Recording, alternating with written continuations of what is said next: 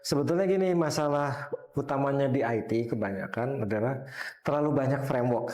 Kayak kerangka kerjanya terlalu banyak. Karena setiap orang bisa mendefine. Contoh yang kayak gini tuh sistem email emang dirancang dia itu efisien. Jadi pas networknya kosong bisa jalan. Tapi email itu kan dari sisi speed nggak cepet ya. Belum tentu. Belum tentu cepet. Kadang-kadang lama. Nah, sekarang biasanya orang punya messaging application, mobile dulu yang dipikirin. Menyesuaikan ya. Nah, tapi tergantung lagi kan, tergantung kebutuhan. Kalau itu buat kerja, biasanya di laptop. Baru nanti ada HP-nya.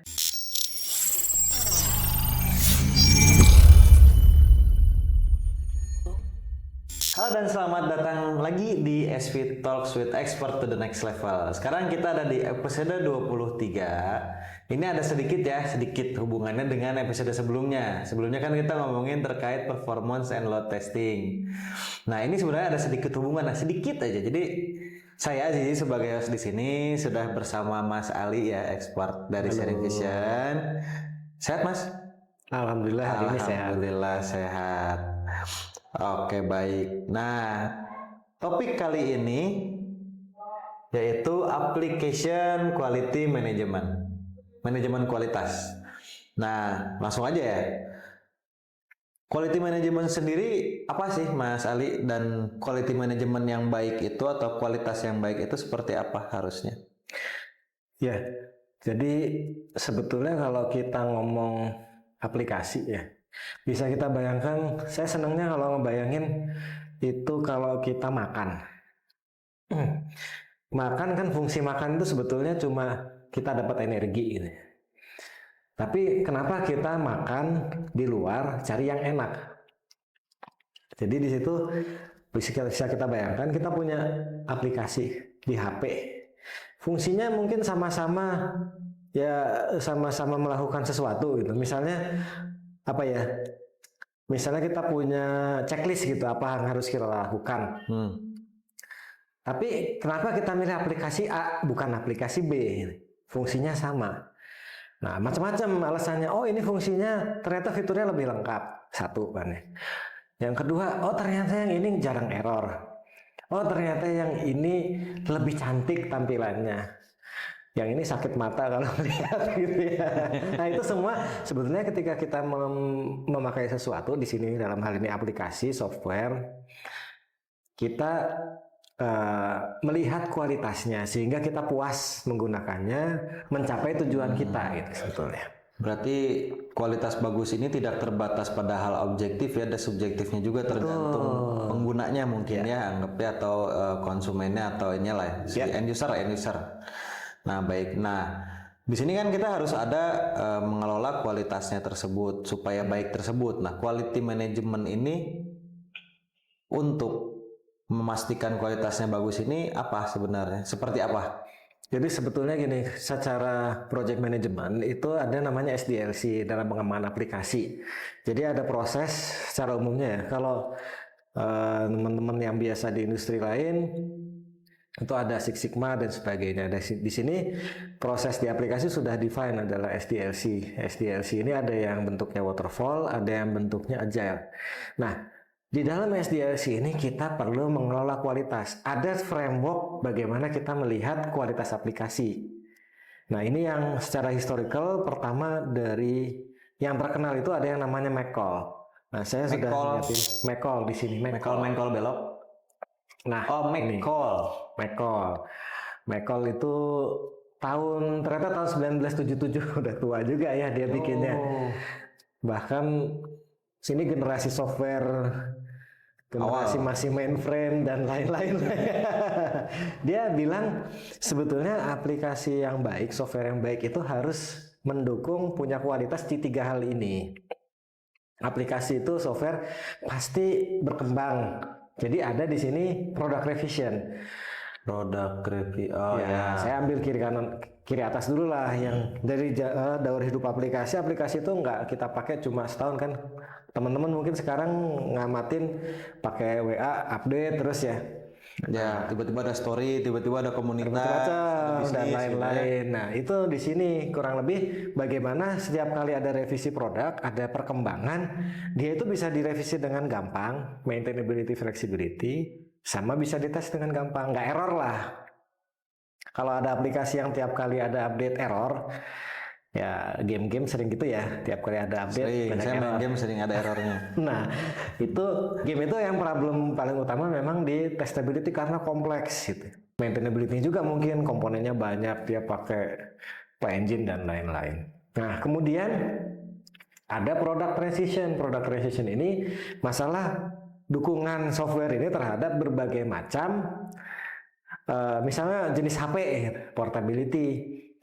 Kemudian kalau kita ngomong di sini ada reusability. Kalau misalnya kita buat game tadi ya, misalnya kita tahu game racing salah satu yang terkenal zaman dulu Codemaster, dia punya game engine yang bisa buat game racing, racing rally, ada game racing F1, game racing lain lagi. Terus tiba-tiba ada game tank di sini. Nah itu dia reuse, jadi Ya. gampang lah bikin. Kemudian interoperability, dia diintegrasikan ke Steam, diintegrasikan ke sistemnya. Oh, kalau dari sekarang ini PES. sering ada yang cross platform itu ya. Cross platform di portability, tapi interoperability kan misalnya dia bisa diintegrasikan sama Friend list-nya misal, friend list-nya ke Steam. dari sistem, atau kalau di Switch kan ada, di konsol-konsol kan ada sekarang ya online-nya. Nah itu masalah interoperability gampang nggak? Di mobile banking saya bayar pajak. Bayar pajak, integrasi sama sosial media, habis bayar pajak bisa, oh saya udah bayar pajak langsung share gitu ya. Langsung share di Facebook. Nah, itu yang masalah ke sana. Jadi kalau yang susah untuk interoperability, susah nanti ngasih integrasi-integrasi lah gitu dengan lain-lain. Sendirian aja dia. Itu. Nah, di bawah ada product operation. Apakah mudah dioperate? Apakah mudah digunakan? Contohnya correctness, fungsinya bener apa enggak? Ya, Ya, kalau ada kalkulator 1 tambah 1 sama dengan 3, ditinggal orang. nggak sesuai. Nah, Ya. itu di situ.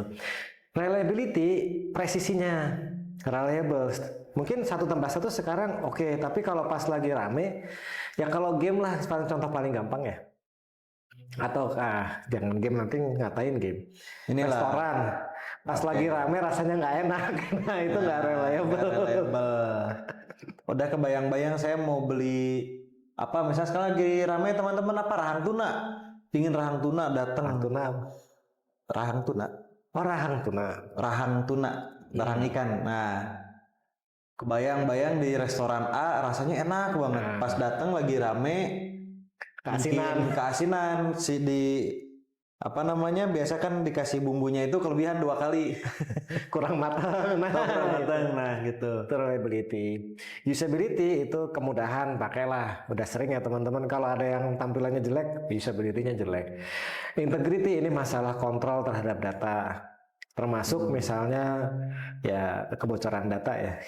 Kita baru dengar ada AI baru Cina itu ya yang terkenal, tiba-tiba ada data bocor. Nah, itu masalah di integrity lah. Dan terakhir ada efisiensi. Efisiensi ini terkait kita punya, ya misalnya kita punya RTX paling baru, main game paling baru, lambat juga. Nah, itu berarti nggak bagus efisiensinya. Ya, atau Nah, ini tahun 97. atau cepat tapi watt-nya 1000 watt. Wah, Nah, bingung kita langsung ya. Di VGA bayangan-bayangan di listrik rumah 900, tiba-tiba VGA-nya 1000 watt. VGA-nya doang. Tapi ini bukan yang terbaru, nanti ada yang terbaru. Oh, ada yang terbaru. Nah, ini update-nya seperti apa nih, Mas? Kabar-kabarnya kan sekarang tuh kan segalanya tuh anggap nih di IT itu kan kita sering kali pakai ISO tuh. Ya. Kesini ISO, kesana ISO. Nah, ini apakah update-nya apakah di ISO atau misalnya bahkan ada SNI-nya atau gimana? Nah, sebetulnya gini, masalah utamanya di IT kebanyakan adalah terlalu banyak framework. Kayak kerangka kerjanya terlalu banyak. Karena setiap orang bisa mendefine. Jadi kalau dulu dari zaman kuliah gitu ya, masalah apa? Mungkin teman-teman juga ngalamin dari kuliah masalah ini termasuk yang pendahulu awal. Terus kalau sekarang itu kita mau ngacu kemana? Banyak banget sudut pandang ini. Nah, kita mencoba melihat dari ISO. ISO itu mencoba menstandarkan. Ada beberapa effort dari ISO yang mungkin kita bisa pelajari. Tapi sekali lagi kalau di dunia IT ini semua tidak jadi patokan pasti gitu. Karena setiap perusahaan bisa ngambil standar yang beda. Ini supaya gambaran aja buat teman-teman semua yang lihat online juga ya di YouTube. Jadi ini ada yang dari ISO 29148 dan nanti ada ISO 25000 terkait dengan software product quality. Nah, jadi kalau dari perkembangannya dari sana, ternyata dari sisi correctness itu dikembangkan jadi fungsional di sini. Sebetulnya fungsi aplikasi yang tadi bisa membantu mencatat paslis saya gitu ya. Itu ada fungsi utama, fungsi pendukung ini menurut ISO. Kalau software yang sekarang misalnya kayak WhatsApp gitu, fungsi utamanya kan chatting ya. Fungsi pendukungnya apa ya? Kayak pendaftaran. Tanpa pendaftaran kan nggak bisa ya. Ya, harus bisa daftar masuknya dong. Harus bisa daftar. Terus kalau HP hilang, HP kelok, ganti nomor. Nah, itu pendukung semua. Atau Intinya kan di-reset chattingnya gitu sebetulnya. Ya.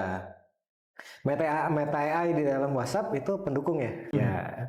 Pendukung. Kadang-kadang nanti fungsi pendukung bisa jadi fungsi utama juga. Ternyata banyak dipakai kan, jadi fungsi utama. Ada juga non fungsional yang tadi yang diceritakan di sana kayak maintainability dan sebagainya sering disebut sekarang requirement fungsional. Nah, kalau dari ISO ini yang 29148 yang namanya software berkualitas adalah yang memenuhi requirement, gampangannya gitu. Requirementnya ini semua. Tapi ternyata tidak cukup seperti itu. Ada ISO lebih baru di 25000 ini software software ya istilah software quality requirement and evaluation. Bagaimana kita mengevaluasi kualitasnya. Jadi ada beberapa hal di sini, product quality sama quality in use. Itu di sini. Nah, tapi bisa kita lihat lagi di sini perkembangannya sebetulnya intinya kembali ke sana. Di situ ada reliability, speed. Ini lebih lanjutnya dari efisiensi ya. Efisien buat apa sih? Biar lebih speednya lebih cepat. Jadi bisa dibagi ada speed, optimal usage of resource, scalability. Misalnya kita software kayak software WhatsApp pasti ada sisi servernya kan ya. Server cukup nggak dia buat sekian juta orang atau miliar orang. Nah, scalability bukan hanya memanfaatkan dengan optimal, tapi bisa melayani banyak dengan kecepatan tertentu ya. Masa kita, oke, ini efisien, tapi pesan kita nyampainya lama. Oke, efisien tapi kurang gimana? Kurang efektif, kurang cepat ya, beda ya. Speednya lambat. Tapi efisien. Secara resource mungkin efisien. Tapi dia bisa manfaatkan untuk usernya. Iya, lama. Terima kasih. Contoh yang kayak gini tuh sistem email emang dirancang dia itu efisien. Jadi pas networknya kosong bisa jalan.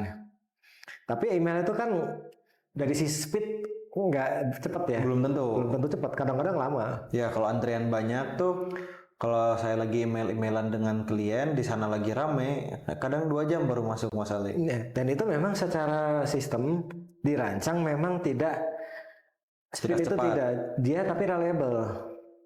Oh, yang penting nyala terus. Yang penting bisa terkirim.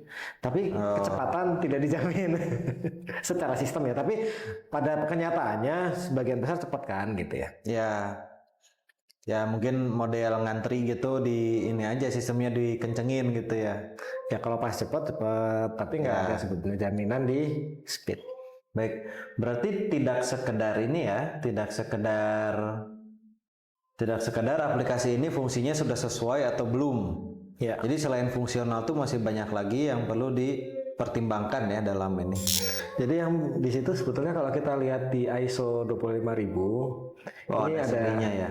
Ini pembagiannya lah, ini ISO 25000 ada beberapa bagian, silahkanlah dilihat sendiri. Saya ingin membahas lebih banyak ke ininya, isinya yang di sini ya, quality model konsepnya ya. Jadi sebetulnya tadi yang disebut di ISO sebelumnya ya 29148 yang sebelumnya. Angkanya saya juga nggak pernah hafal. 948. Ini enak 25.000. Langsung family gitu ya, satu keluarga. Jadi sebetulnya yang tadi itu dimasukin di sini, requirement tuh di sini, quality requirement.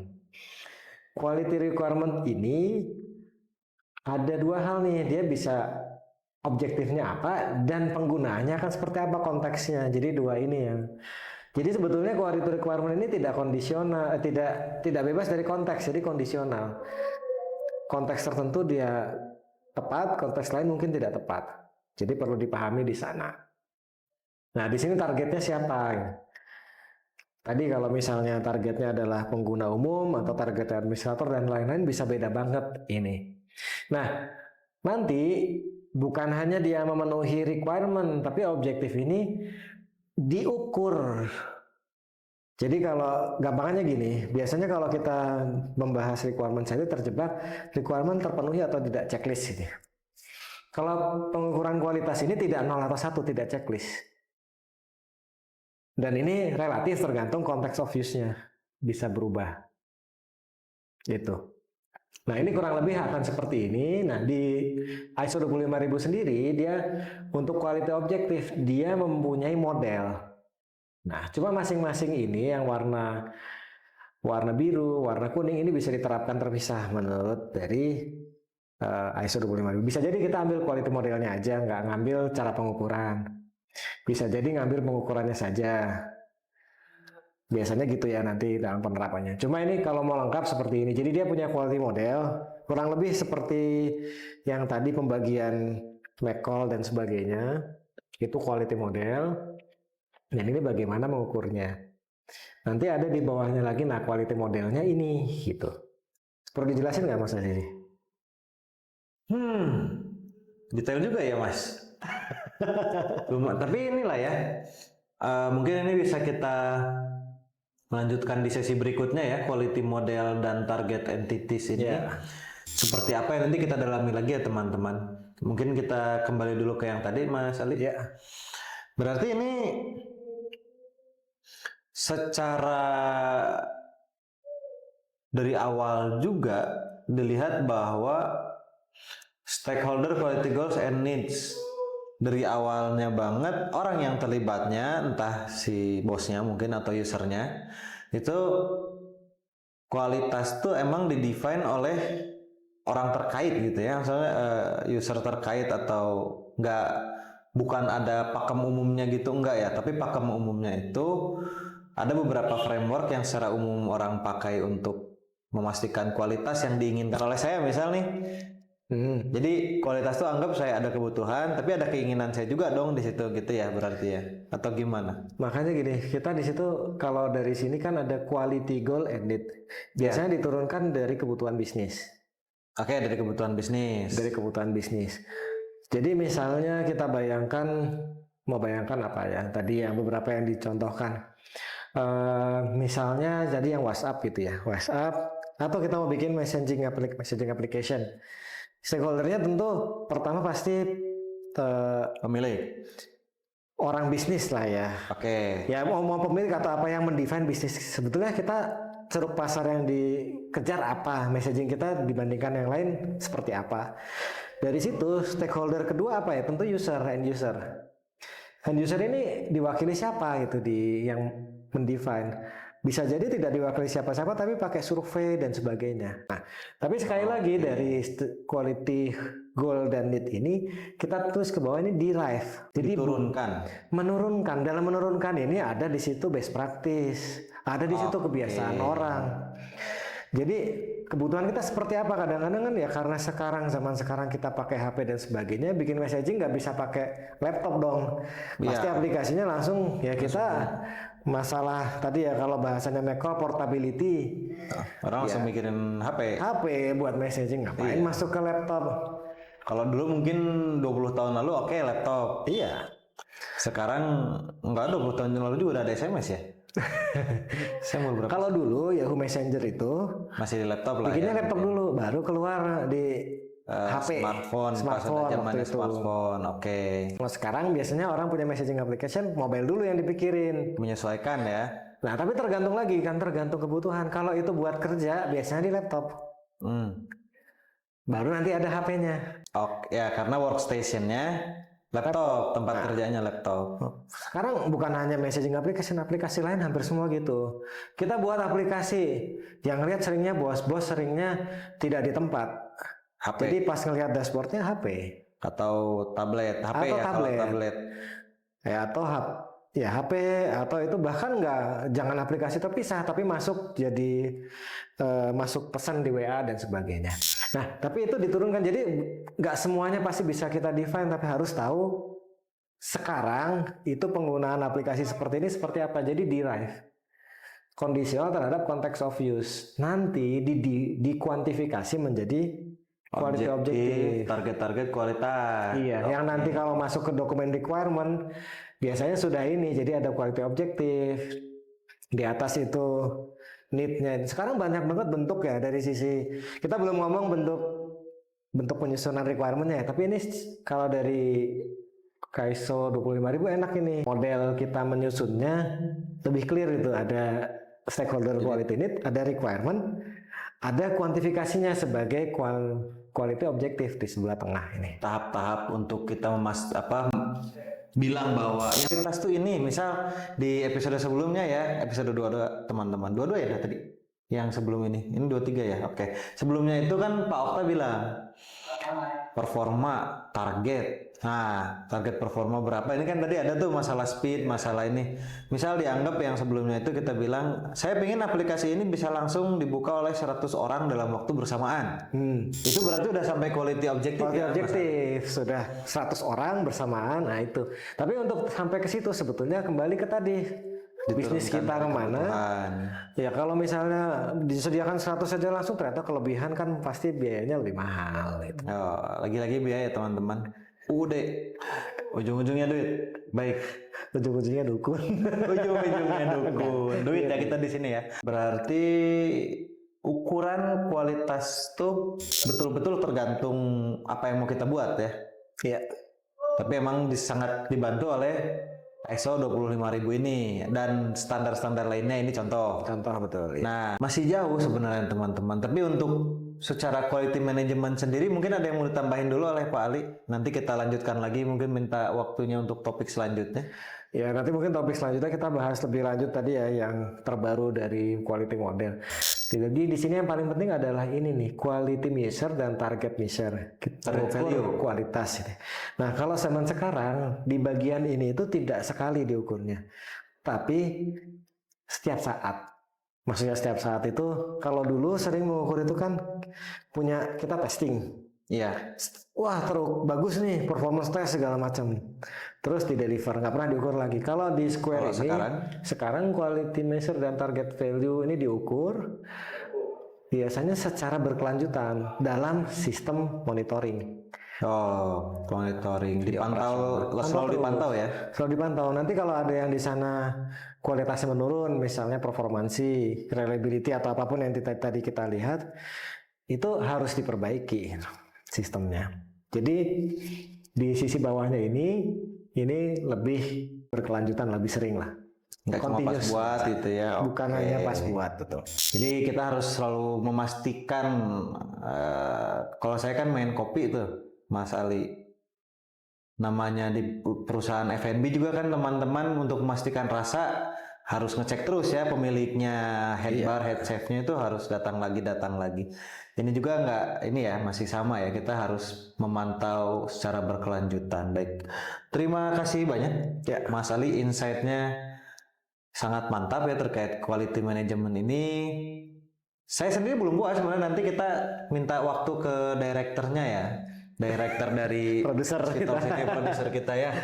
Baik, terima kasih banyak teman-teman semua telah join di SV Talks episode 23. Jangan kemana-mana, jangan lupa di subscribe minimal lah. Tapi kalau video ini di like, saya juga senang, jadi like, subscribe, komen kalau ada tambahan atau pertanyaan. Loncengnya jangan lupa supaya nanti kalau misalnya ada lanjutan dari topik ini teman-teman pasti dapat. Terima kasih banyak teman-teman semua. Terima kasih, selamat bertemu lagi di SV Talks selanjutnya. Mari.